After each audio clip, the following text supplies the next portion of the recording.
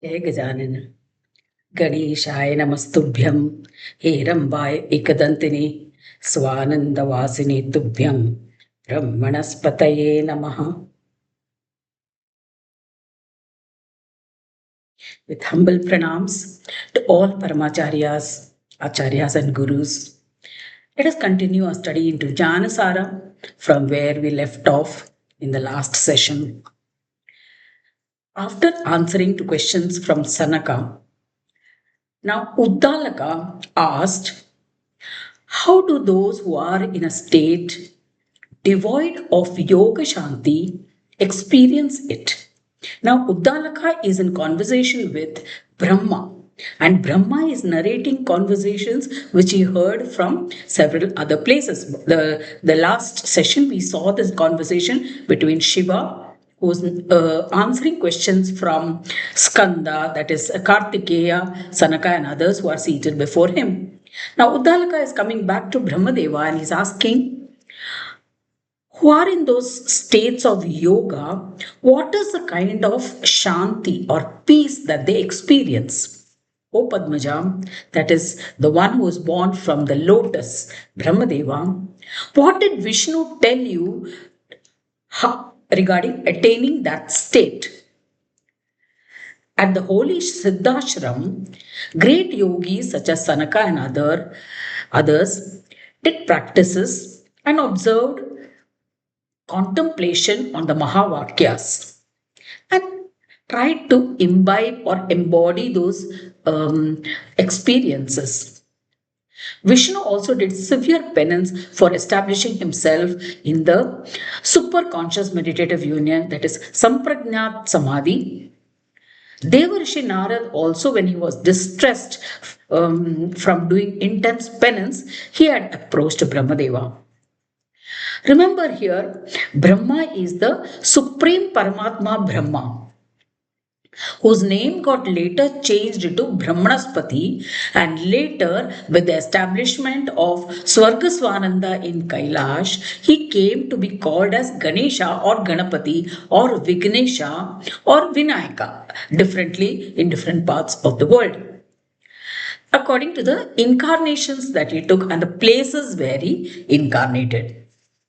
So he expressed his mental state and surrendered to Brahma, who was seated in Sukhasan amidst other gods in his abode. So Brahma spoke to his son to relieve him from the disturbances in tapas. He said, I will give you a boon. Ask what you wish and I am bound to grant it immediately.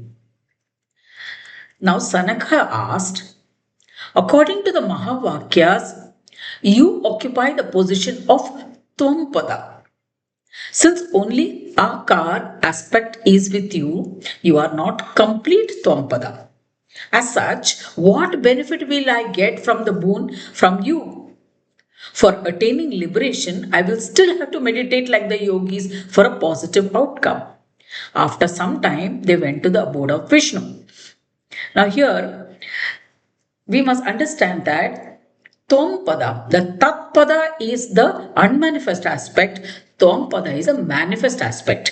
Now Brahma is telling, I will give you a boon. So, but what is Tvam Pada? Tvam Pada is the Pancha Ishvaras, Brahma, Vishnu, Shakti, Surya and Ganesh. So when all of the five aspects are there, then only you will get the totality of the benefits of the boon. Brahma is saying, I will give you a boon, but then I will get only the to what extent Brahma is able to give the Brahmadeva here. Brahmadeva is able to give benefits or siddhis or fruits of all the penance. So it's a partial boon that I will get. So what is the use of getting only a part of the benefits? So let us go to Vishnu. So they all went to Vishnu. Vishnu welcomes them, O Sanaka, I am pleased with your practices on the Mahavakyas. He welcomes himself, aware that he was doing practice on the Mahavakyas. He says, I shall grant you a boon. Ask what you wish from me. I am at your service since you were born as my ansh, as part manifestation. So Sanaka said, you are not Tvam-pada, as stated in the Mahavakya. That is the totality of Tvam-pada. You are only the Ahankara of the Twampada. And therefore, you are not complete. You are not a complete Twampada. So therefore, where shall I go with your part boon, part benefit? What joy is there in it for me? So in order to attain liberation, I will have to meditate like again I will have to go through the whole process like the yogis. So then he goes to Rudra and asks Maharudra, who's seated there with his ganas and Gauri by his side. He looks at him, Shiva looks at him with kindness and he says, Shiva says, O Sanakadya, come. I'm happy with your observances on the Mahavakyas. Ask for a boon and I shall grant it to you, as you are one of my best of my students. Sanaka asked, you are not entire Twampada. As stated in the Mahavakyas, you are only the Makar of the Twampada, and therefore you are incomplete. Therefore, what joy can I get from you? Can I get from that boon? For liberation, if I wanted complete liberation, I will still have to meditate with steadfastness and single pointed devotion like the yogis. In order to satisfy his desires, he then goes to Hiranya Purusha. Hiranya Purusha is Ravi or Surya Mandala. So he also goes there and asks him the same question. What he had asked to Brahma, Vishnu and Shiva. So Surya said, I am giving you a boon. You have pleased me with all your practices of Mahavakya. I say the truth. Have no doubt about it. I am telling you the truth. Really, definitely give you the boon. Ask anything within the mandala and I shall give it to you. So Sanaka said, you are neither the form of Mahavakya nor the Tat or Twampada. You are Atma of the world and reside in every Jiva as the Atma. So you are part of the Turya aspect of the Twampada. It is also true that you are an ansh of the sound of Pranava. You are only a part of the sound of Pranava. For Twampada, in the aspect of Twampada, the Twampada state, you can give only the sense of doership as ahankara or ego or the sense of I-ness in the three gunas. So, O Lord of directions, you are giving me a boon. Where shall I go with it? Where is the joy in that? I will still have to meditate like the yogis if I have to get liberation. The unmanifest Ganesha's body is of sound. Now, Ganesha, who is the unmanifest aspect of all these three Ishvaras, his body is of sound. He is from Pranava, all sound body is his form. So I shall go to his abode and ask Guneshwara about it. So he proceeds to Guneshwara's abode. Ganesha, on seeing him, welcomes him and he says, I am pleased with your contemplation on the Mahavakyas. O Sanaka, ask for a boon and I shall give it to you. Have no doubt about it. Sanaka said, you are neither the form of the Mahavakya nor are the form of Twampada. Having the body of sound, you have only 1/3 part of the whole. Ganesha, you are Asipada. Where shall I go with your boon? This instant boon of yours is actually being given by Gajanana. So for liberation, I will still have to meditate upon this. And I still have to meditate on the Mahavakya like the yogis. Oh God, Ganesha, remember, you are the Pancham Deva only. So you are only a part of that Twampada. Gajanana with Siddhi Buddhi is the one with whom the 5 Devas, including Ganesha, serve before they are served by their own Ganas. So it is then that gods worship Ganesha who manifested in their abode. Apart from Gajanana, there is no one else who can make me happy. So Sanaka, now remember Sanaka and others are the mind-born sons of Brahmadeva. Initially, after creating Purusha and Prakriti, he created this mind-born sons. That is, after the Vedas, he created these sons, Sanaka and others. And Brahmadeva asked these Sanaka and others, now go into the world and procreate. So he gave them all the knowledge, and he told them to go into the world and procreate, or that create more beings like yourself. They went into the world, and then on the way they found Narada, and Narada gave the mantra, and he taught them about the about yoga, and they started practicing and yoga. And after in the process of practicing that yoga, they got so involved in the practice of yoga that they didn't want to reproduce. That is, they said that we want to become yogis.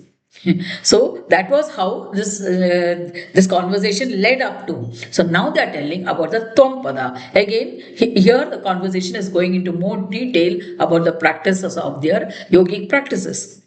So finally, they practice, they contemplated on Ganesha, because Sanaka said that the if I want to attain Ganesha, the totality of Tvam-pada, I will have to I will have to practice contemplation on the totality of Ganesha. So the totality of Ganesha is the human from the below the neck, and elephant's head on the, above the neck, and that portion below the neck, that's the human body, that is the Tvam-pada. The head portion is the Tat-pada, and the union of both of them is the Asi-pada. That is what's the meaning of the Mahavakya Tat Twam Asi. So the whole body is a sum of both these parts. The shape of the form of Tat Twam Asi is Ganesha Gajanana. Viddu and other features which are visible are including the unseen, has the shape of the Mahavakya, which is verily your form of O Lord. So Sanaka is telling this to Ganesha. Ganesha said, ask for a boon. I shall grant it to you. Sanaka says, we were so fortunate to listen to the 16 types of learning from Brahma, Vishnu and Mahesh. However, I have some doubts, O Lord. Please clarify them for me. Now, before, so as a part of the boon, when Ganesha said, I'll grant you a boon, now they want the complete knowledge. So they take advantage of the boon. They ask this question, we want to have some more information. Please clarify. So Ganesha said, among devotees, a Mahayogi is learned and sharp like the Kusha grass. Brahma, Vishnu, Mahesh and others first bow down to the great Rishi Ganaka. Ganesha's form is exactly like that of my son Laksha. Ganesha's form is just like that of my son Laksha. Laksha and Lab are two sons of Ganesha. So he says, you go to Laksha, he will give whatever is asked of him. He is the one who gives everything, whatever is asked of him. So all directions for mental resolutions come from me. So Ganesha was liberated from being husband of Siddhi and Buddhi under orders of Gananatha and became Ganaka. So that Ganesha, the knowledge aspect of Gananatha or Brahmanaspati, he got separated as Ganaka Rishi. And he had all the knowledge of Brahmadeva was transferred to Ganaka. Parabrahma Guru became the Guru for all the four. So Ganaka, he was designated as a Parabrahma Guru, and this Parabrahma Guru, he was a Guru for all four others, that is Shiva, Vishnu, Shakti and Surya.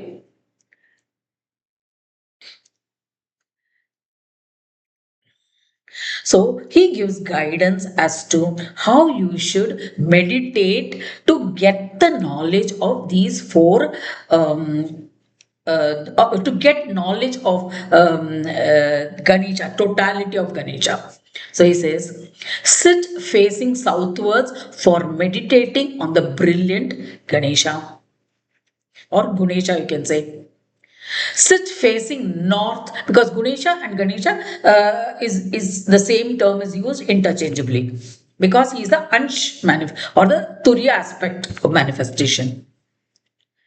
Sit facing north, which it is suitable for yogis, Brahma, Vishnu, Hari, Indra, and other devas, including the ganas of Shakti, Siddha yogis, devas, munis, the best of rishis, namely Agastya, Ganaka, bow down to this splendor.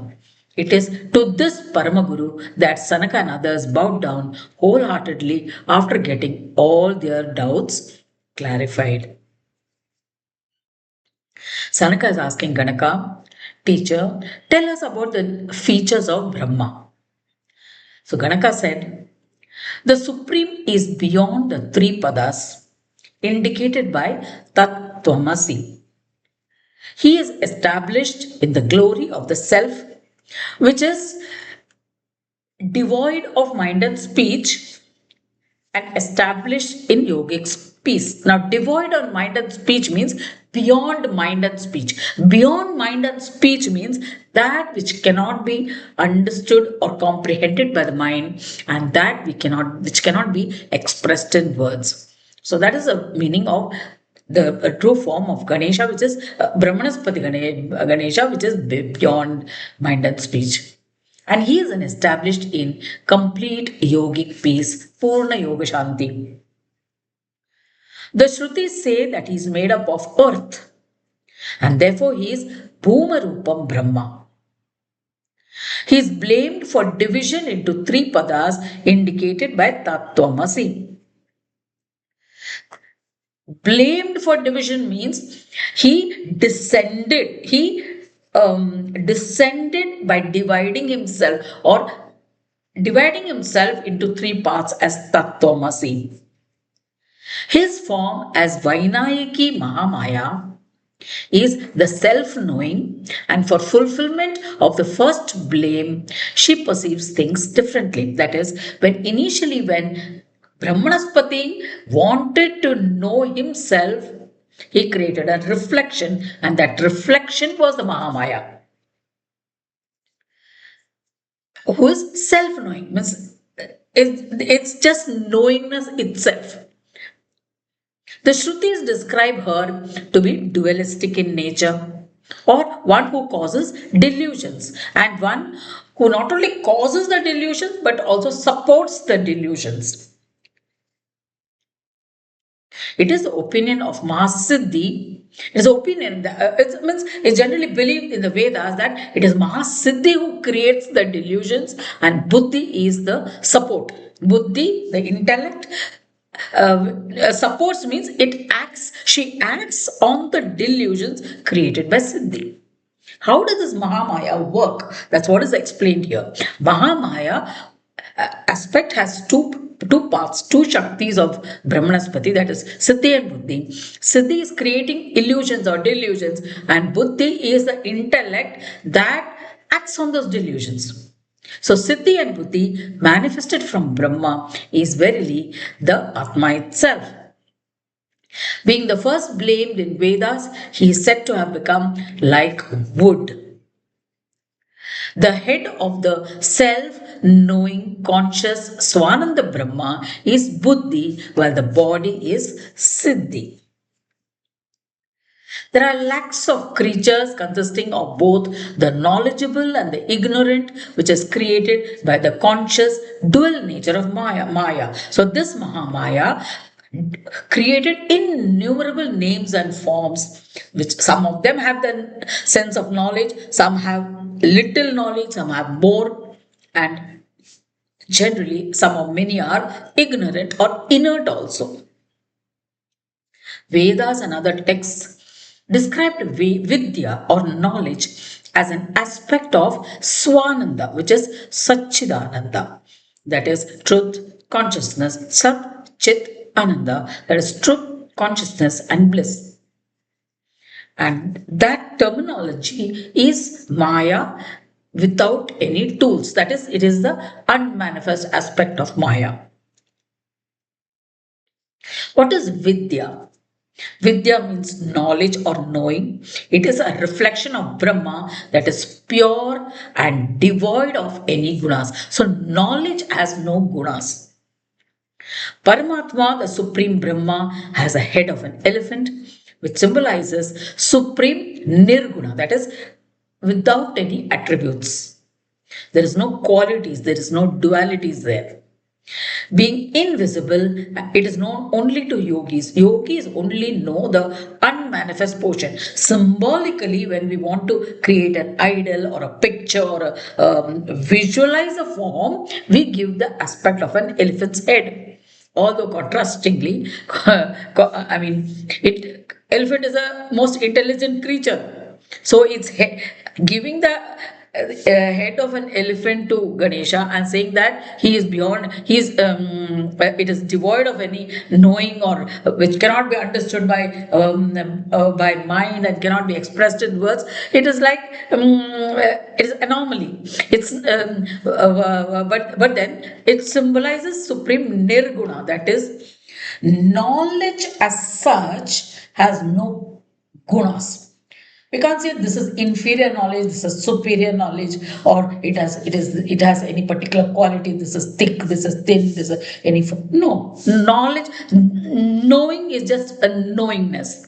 So that is why the way how to express what is knowing. I just know. You just say I know. So you cannot express it. It cannot be understood. It even if you try to express, the other person will not understand what you want to say, unless when you bring some attributes to it. Then it becomes the part below the neck. It doesn't become the this. The knowingness is the part above the neck. That is why it is said to be the Nirguna Brahma.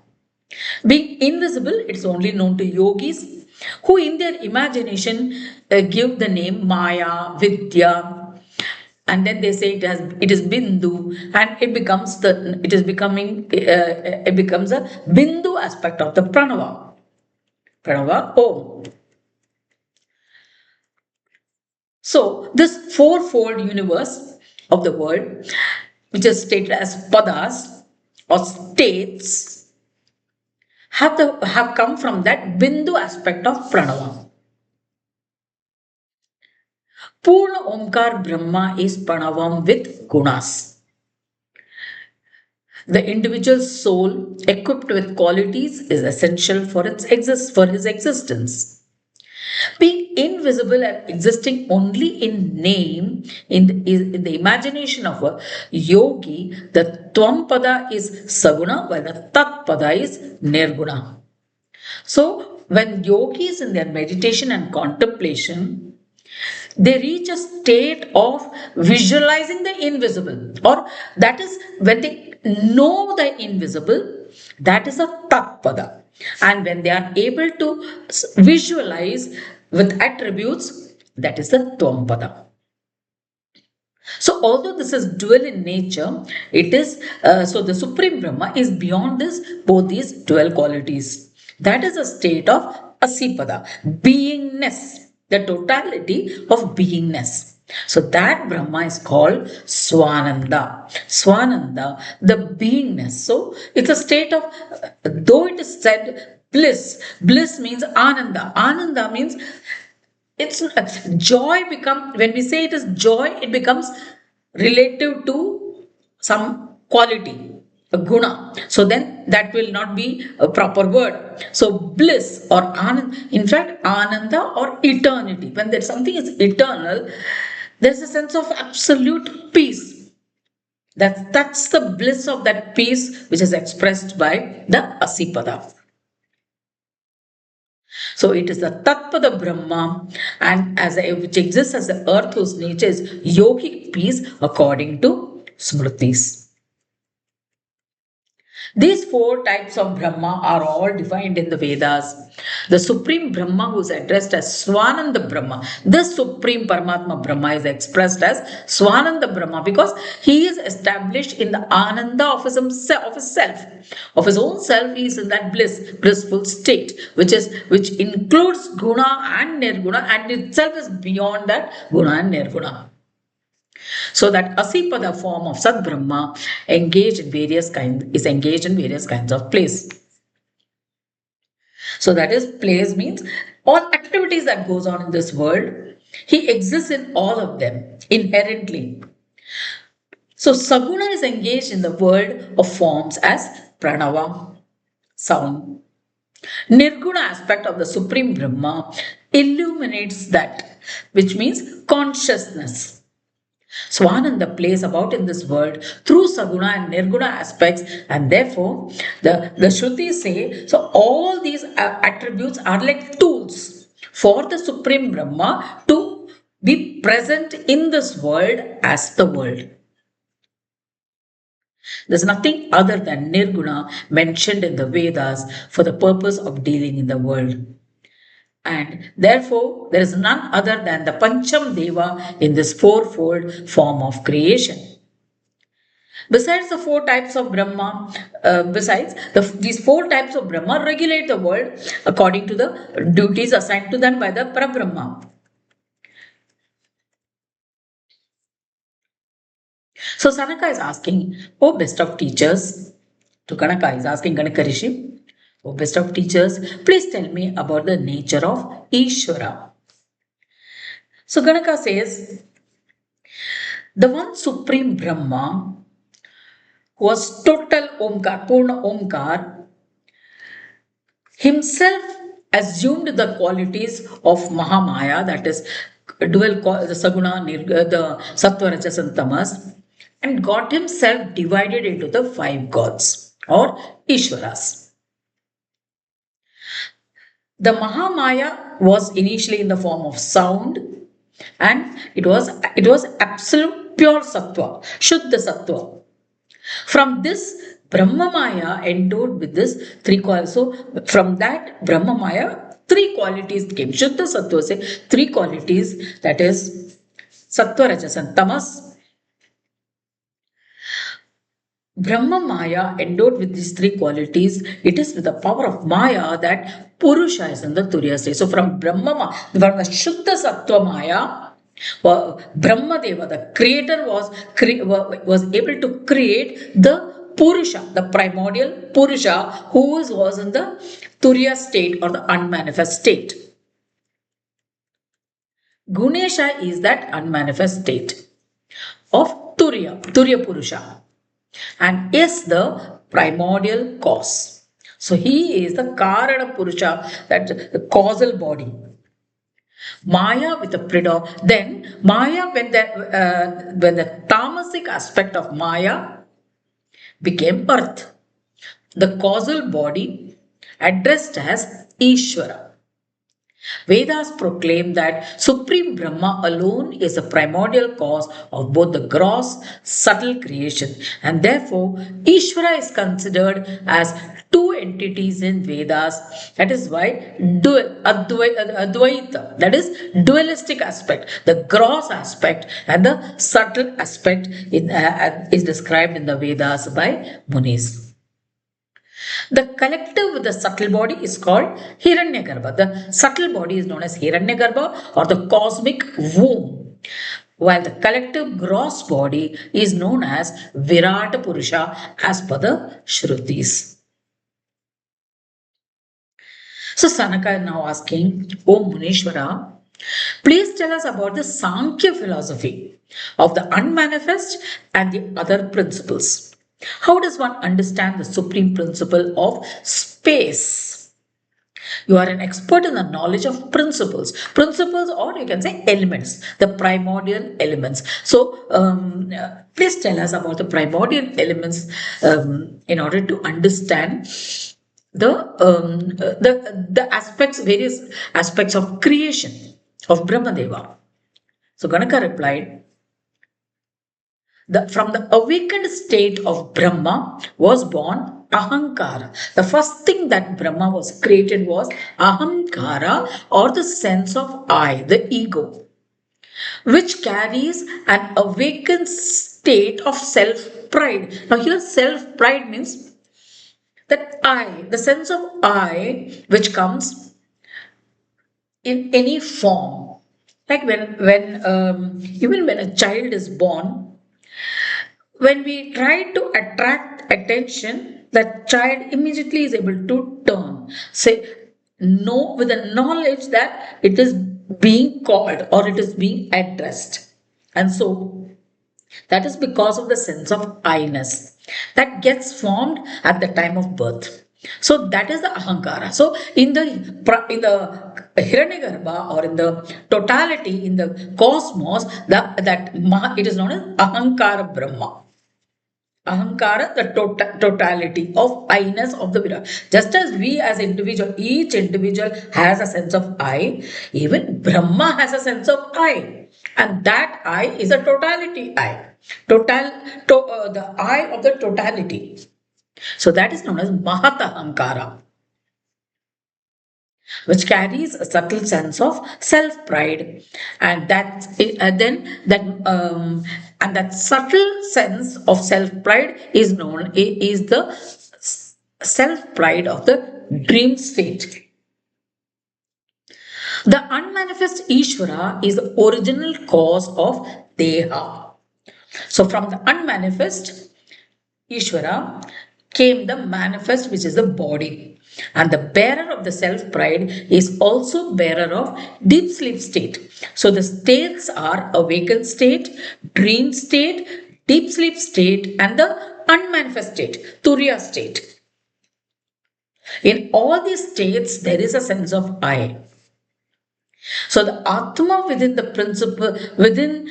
three principles that emerge from the unmanifest is Atma, addressed as Anna Brahma in the Vedas. Anna Brahma is a gross body. The principles of space, etc., were born out of Prabhu's awakened Brahma. From the awakened state, only space and other elements space, air, water, fire, earth. Therefore, for the early Munis, they became the heavenly creation from ether, from nothingness. From that unmanifest nothingness came the various elements. So these early yogis or early rishis who were mind-born sons of Brahmadeva, when they contemplated on the elements to understand how this world was formed, they visualized these sound forms of Brahma and understood what their nature was in its essence.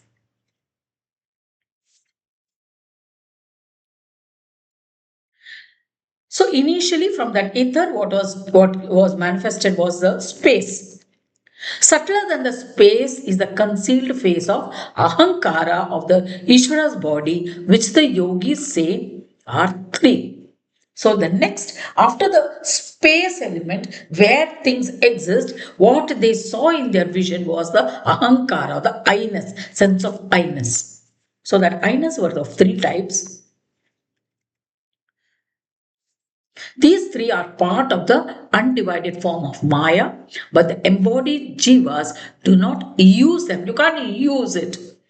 You just know it. So yogis who are absorbed in super-conscious meditative union, that is sampragnat samadhi, that is in the embodied form, they are alone, they are only familiar with this aspect. They can directly sense it. And they alone can be called the best of yogis. So while counting the number of principles or elements, Vedas are silent as to Vedas are not specific. It includes this many number is there. So it varies in different places. You will find different numbers in different places as to how the elements are considered. So the Supreme Brahma is beyond Sankhya is well known. So in some places the unmanifested aspect is also taken as the ether as an element, but in some places it may not be taken because it's not in the manifest state. So the pure sattva aspect of Maya is Ishvara, whom we call Ishvara. Impure sattva aspect of Maya is ignorance. And it is from here that the knower of the space or knower of the field of objects The area where all the objects exist, that knowingness, that knowledge comes about from ignorance. So ignorance is the nature of the unmanifest state or the deep sleep state. From there, the knower emerges, or the kshetrajna, knower of the field of objects. As a part of Ishvara, he serves as a tool for the creation in the universe. And this Ganesha is the main aspect of the Kshetrajna, the one who knows this field of space. You can say he is Ganesha. So yogis consider Ganesha as the chief of the Kshetras. Here an example is given of the Vedic scholars. They say, just as the white mules have reed over the nape of their neck for control, so also Brahma has Purusha to have control over the Jivas. The Purusha or consciousness holds the body of the individual souls together, just as the reins of the horse keep it controlled. So that is why the Bhagavad Gita, we know of Krishna pulling the reins of the horses. Those are, of course, there the horses are the different tendencies of the mind. But you can also consider a single horse where you are as the jiva, you hold the consciousness holds that horse in place. The reins of the horse are kept controlled. So it is believed so that Purusha is the consciousness of the jiva. Once that consciousness goes away, this jiva does not exist, only the gross body exists. So in the path of Sankhya, ignorance of the Supreme Ishvara is like a plow without a pole. For Purusha, the most important thing is to keep a jiva in under control. So it is so if there is no consciousness, you cannot know, you cannot that the Jiva cannot keep the body in control. So it's a consciousness that keeps the soul and body in control together. This is the Samkhya philosophy where Ganesha bows down to Ishvara. So in the totality, Ganesha, the unmanifest or the consciousness, bows down to the Ishvara, Purusha. Purusha as a witness mentioned earlier is an assumption of Advaita in Vedic philosophy. This we'll look at it separately in another place. So now Sanaka is asking, please narrate about the form of Brahma, Vishnu and Hara. Hara is Shiva, another name of Shiva. So Kanaka says, the five gods are bearers of the fourfold form of the universe. Purna Omkar is verily the form of enlightened consciousness. Besides, Lord of the world, who is the witness of all jivas, is made up of four padas and is devoid of form. Maya has tools to support, but Maya herself is beyond the influence of the tools. That is, Maya herself has the three gunas, but she supports them, but she herself is beyond those gunas. So Maya, consisting of the three gunas, is herself encapsulated in silence from the gunas.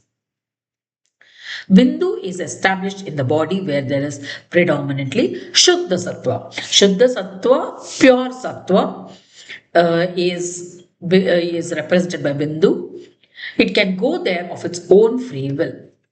Just as the qualities of Ishvara is reflected in Ganesha, so is Parameshvara reflected in Purusha. So just as in individual Ishvara, Ganesha is present, so also in Purusha, Parameshvara is present. Just as an individual Atma is present for an individual, so also in Purusha, which is a cosmic Purusha or Virata Purusha, there Parameshvara is present as the Atma. So Turiya state of Purusha constitutes the Turiya state of all the Ishvaras, all the three Ishvaras. So initially, when there was a predominance of tamasic quality or ignorance, inertness, nature was first created. And that is nature means prakriti. In Sanskrit, prakriti is the word. And Purusha is that witness of that prakriti. So that is consciousness. Ganesha's descent is the reflection of Paramatma on Ishvara. So initially the Supreme Paramatma, it descended to form Ganesha, and from Ganesha, his descent into these Ishvaras, it is a descent from from the of the Paramatma. So Brahma represents the Rajoguna, while Hari represents, that is Vishnu represents the Sattva Guna, Rudra represents the Tamasic Guna, Shakti has all the three gunas, or is a mixture, is an embodiment of all three gunas. Surya or Bhanu is the sense of doership. That I am, the sense of I am, is the sense of, is represented by Bhanu or Surya. It is the same conscious Purusha or the doer in all the Devas, all the Ishvaras. Thus, Brahma is the here Brahmadeva is the creator of the universe, Vishnu is the sustainer or nourisher, Rudra is the destroyer. And the dutiful Bhanu, that is Surya, is a regulator of time. Shakti causes actions according to the three qualities. Maya, who is endowed with Sattva Guna, is the body made up of Maya, endowed with Sattva Guna, is the body made of Tamo Guna in the destructive power of Trimurti controlled by Rudra. So in Rudra, the body is of Tamo Guna. The physical body is Tamo Guna, but it has the Sattvic quality of Maya, the cause, the source. This tamasic body with its sattvic guna is maintained by the nourishing power of Vishnu, that is of the Trimurti. The rajasic guna in the body of Brahmadeva. So Brahmadeva is the rajasic aspect, rajasic guna of Maya. So thus the gross body consists of all the three gunas. And this body has koshas or layers, sheaths, whose authority is held by these Panchadevas. So which are these layers or the sheaths? The bearer of the self-pride, the sense of I, is the awakened state as Brahma. In the dream state is Hari. In the deep sleep state is Rudra, the destroyer. In all three states, Shakti consists of all three elements, all three qualities. Bhanu represents the sense of doership, and this sense of doership is the same in all the Ishvaras, Brahma, Vishnu, and Shiva. All three bodies together constitute Shiva. So, Bhanu, Brahma, Vishnu, and Shiva, all the causal body. So, gross body is Brahma, subtle body is Vishnu, causal body is Rudra, and together they form a totality known as Shiva. So the three bodies, when they come together, they are regulated by Surya. Now here I am talking about the cosmic Purusha or the Virata Purusha. The earth element is Brahma, water element is Hari, space element is Rudra, and Bhaskar is in all three of them. Shakti is the prana or life force, and the principle of self is Ganeshwara. This is the macrocosmic Purusha. The Lord of the Annamaya Kosha, that is the bliss sheath, is Vishnu. Shiva is the lord of Vijnyanamaya Kosha, that is knowledge sheath, knowledge layer.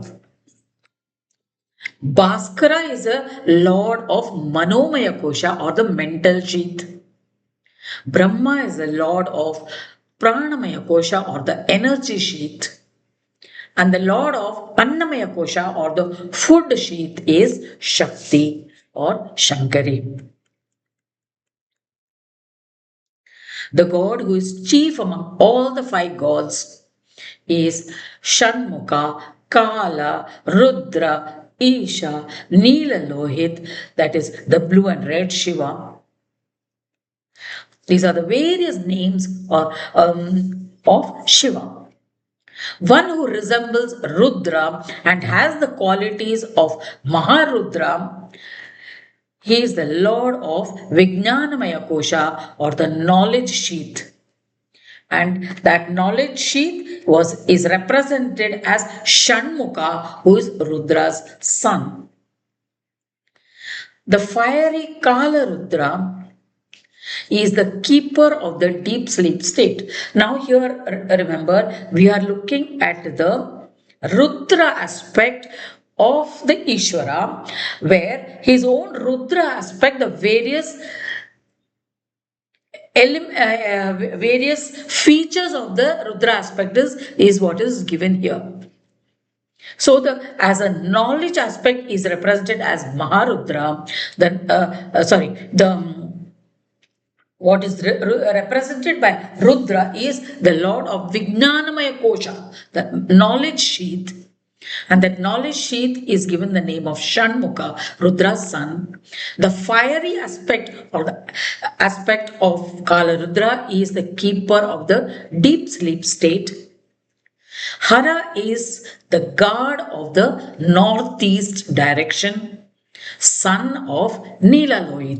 Now these are different names given according to the manifestation of the various qualities from the Rudra aspect of the Ishvara Rudra.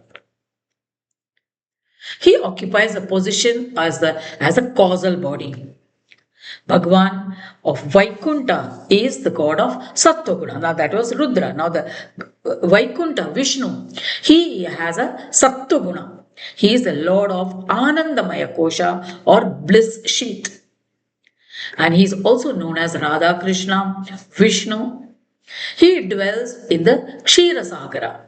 Mahavishnu, who is verily the yajna itself or the holy sacrifice. Yajna was the feature in the Kruta Yuga.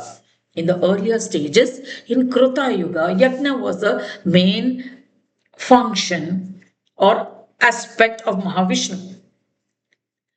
And he is the lord of Sukshma Deha, subtle body.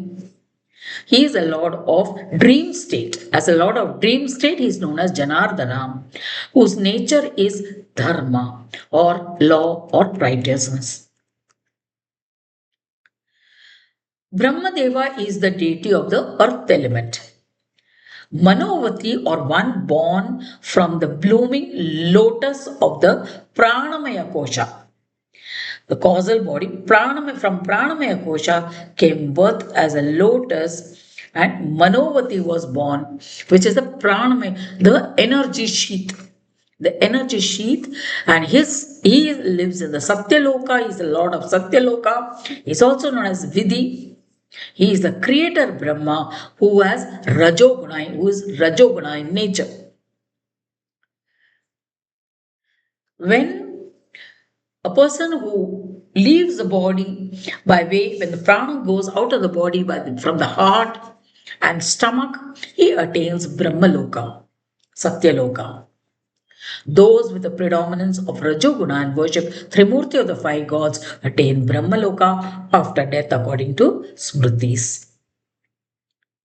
Followers on the Vedic path consider Jiva as equipped with the three dehas. So just as the primordial Purusha or the cosmic Purusha or the Virata Purusha, human being also is in the microcosmic form, has all the three dehas just as Ishvara. At the collective level, we call it Ishvara. At the individual level, we call as Jiva. Where Ishvara is in the Turiya state, Jiva is also in the Turiya state only. So the difference between the two is that Ishvara in the Turiya state is the Turiya state of Brahma, the totality of the Pancham. Whereas here the Jiva aspect, it is the Turiya state of the individual body, individual person. So we have the five Ishwaras, Brahma, Vishnu, Rudra, Shakti and Shiva and Surya. They are all the administrative functions of the Supreme Paramatma Brahmanaspati. So the five gods of actions are also called Ganesh, Shakti, Govind, Mahesh and Vinayaka for each of the same five aspects. Their lord is Brahmanaspati. So now finally, Sanaka asks one more thing. Oh teacher, tell us about the nature of Vani Rama Parvati. Ganeka said, Prakriti's gunas are different in the vision of Purusha, where it is a reflection of the qualities of Brahma. Paramatma, out of his own desire, split himself into two. One portion became the Shakti or Mahamaya, and the second portion became the Purusha. Kalika and Vishnu were born from Tamas. Kamala and Brahma from Rajas. Bharati and Rudra born from Sattva for the welfare of humanity. The right side of Ganesha is feminine in form and Rajasic in nature, where Sattva ends, Rajas begins from the right side, from which is born Tamas. Tamas gives rise to Rajas, which is connected and stands to the left. Rajoguna is on the left, Tamoguna is on the right, and together Sattva Guna, and she is Kalika to the left of Rudra. So for Rudra, Kalika is to the left. For Vishnu, Kamala is the strength of Vishnu, while Vani is the strength of Brahma. So these are the how the Shaktis are present in the three Ishwaras. So from this session, you must have got a comprehensive knowledge about the Virata Purusha, that how the Supreme Paramatma descends and divides himself into the five functionaries, administrative power centers of the world for carrying on the various functions of the universe. We shall continue in the next session. Jai Gajanan.